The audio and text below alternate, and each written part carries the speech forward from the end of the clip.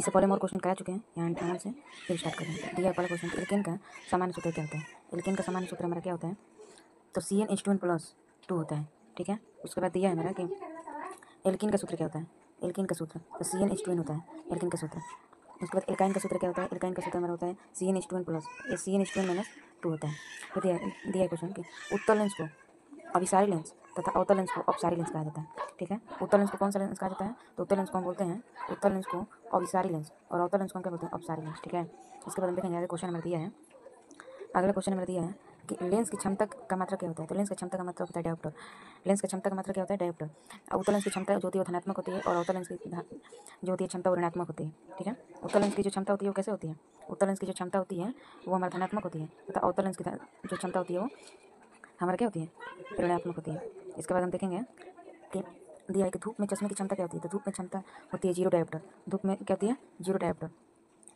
उसके बाद हम देखेंगे कि दिया है कि नेत्रदान में मनुष्य कौन सा भाग दान करता है, तो कॉर्निया भाग करता है। ये नहीं कि कोई भी मनुष्य अपने आँख को होता है जैसे नेत्रदान में, जैसे अभिषेक बच्चन की वाइफ ऐश्वर्या राय है, तो उनका जो है वो बोली है कि मृत्यु से पहले वो क्या करेंगी, अपना नेत्र दान कर देंगे। तो नेत्र दान करेंगे तो इसका मतलब नहीं कि वो अपना आई जो है वो निकाल कर दान करेंगे, नहीं। उनका जो कॉर्निया भाग है ना, जो कॉर्निया होता है, नेत्र का भाग कॉर्निया को दान करेंगे। ठीक है, फिर आँख के रंग से मतलब क्या होता है, आइरिस। दाढ़ी बनाने के लिए किस लेंस का उपयोग किया जाता है, तो दाढ़ी बनाने के लिए अवतल दर्पण का उपयोग किया जाता है। दांत के जांच के लिए अवतल दर्पण का उपयोग किया जाता है। आँख की जांच के लिए अवतल दर्पण का उपयोग किया जाता है। ठीक है, उसके बाद हम आगे देखेंगे कि क्या, उसके बाद हमारा अगला क्वेश्चन है कि नाक की जांच के लिए अवतल दर्पण तथा कान की जांच के लिए अवतल दर्पण का उपयोग किया जाता है।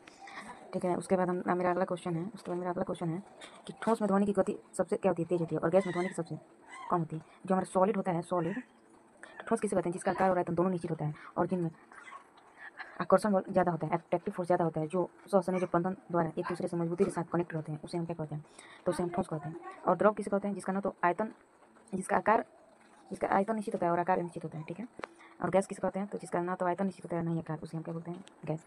ठीक है, उसके बाद हम देखेंगे हमारे क्वेश्चन दिया है कि डेंगू मच्छर कहाँ पाए जाते हैं। तो डेंगू मच्छर जो होते हैं वो साफ जल में उत्पन्न होते हैं। अगर विद्युत मोटर का कार्य क्या होता है, तो विद्युत मोटर का कार्य जो होता है वो विद्युत ऊर्जा को गतिज ऊर्जा में बदलता है। गतिज ऊर्जा को यांत्रिक ऊर्जा में, गतिज ऊर्जा का दूसरा नाम क्या होता है, यांत्रिक ऊर्जा। ठीक है, इसके बाद हम देखेंगे डेंगू मच्छर कहाँ पाए जाते हैं, साफ जल में डेंगू मच्छर पाए जाते हैं। वायुमंडल में ऑक्सीजन की मात्रा कितनी है, तो वायुमंडल में जो ऑक्सीजन की हमारी मात्रा है वो कितनी है, 78%। सॉरी, नाइट्रोजन की मात्रा उतनी होती है। तो ऑक्सीजन की मात्रा जो होती है हमारे 21% और वायुमंडल में नाइट्रोजन की मात्रा जो 78% है, 78%। ठीक है, उसके बाद हम देखेंगे कि भारत और चीन के बीच की सीमा को क्या कहते हैं, तो मैक मोहन रेखा कहते हैं। और भारत और पाकिस्तान के बीच की रेखा को रेंडलिफ रेखा कहते हैं। भारत और पाकिस्तान के बीच की रेखा को डूरांड रेखा कहते हैं। भूकंप किसके कारण होता है, तो नहीं लिखा है। तो काली मिट्टी का दूसरा नाम क्या है, तो काली मिट्टी का दूसरा नाम हमारा होता है रेगुर मिट्टी। क्या, रेगुर मिट्टी। Soil Fred. प्रोटोजोआ कैसा है, प्रोटोजोआ जो हमारे जीवन का मूलभूत इसका रक्त को 3 भागों में बांटा गया है, आरबीसी, डब्ल्यूबीसी और ब्लड प्ले रक्त विषाणु। तो यहाँ पर देखेंगे हम कि देखिए जो डब्ल्यूबीसी का होता है ना, जीवन काल 2 से 4 दिन का होता है। डब्ल्यूबीसी का जीवन काल कितने दिन का होता है, 2 से 4 दिन का। लेकिन वहीं आरबीसी का जो जीवन काल होता है 120 दिन का होता है। ठीक है, अम्लीय पीएच मान का फुल फॉर्म होता है हाइड्रो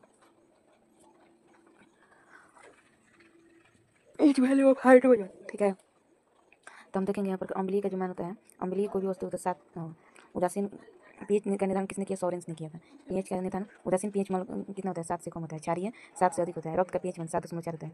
रक्त का प्रवृत्ति कैसा होता है, क्षारीय होता है। ठीक है, रक्त का प्रवृत्ति कैसा होता है, तो क्षारीय होता है।